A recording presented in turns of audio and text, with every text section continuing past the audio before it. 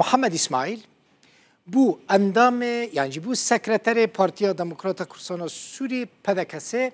هروها ناو 5 اندام پولیت بیروژی اشکره بون لگوری زانیارین رو داوه کامیران حاجو دکتر عبدالحکیم بشار بونه جیگرین سکرتر گشتی پدکسه و اندام پولیت بیروژی حتی نها ناوین کو اشکره بونه اون دکتر لزگین فخری نافع بیرو و سعید عمرن بریاره نها جوینا کمیته نواندیا پارتیا دموکرات کردستان سوری لولیر دست ببکه ده جوین ده سه اندام دنین پولیت بیرو و بین اهل بجارتن بشار امین مسلم محمد و عبدالباسط حمو و جبو کمیته نواندیجی بین تعیین کرن پارتیا دموکرات کردستان سوری پدکسه در روز 10 و 11 و مهده کنگره خویا 12 لهولیر ساز کربو 27 کس جبو کمیته نواندی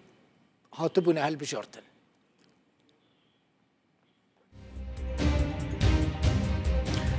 محمد اسماعیل سکرتر گشتی پدکسی کیه؟ سال 1958 لگند سویدیه دیری کشدایی بویه سال 1976 بویه اندام پارتی در سال 1908 ده بش کیمیا لزانیگاه شامه تمام کریه در کنگره 8 یا پارتی ده بویه اندام کمیته نواندی در کنگره نهان داجی یا پارتی سال 2010 بویه اندام پولیت بیرویا پارتی دموکرات کردستان سوری پدکسی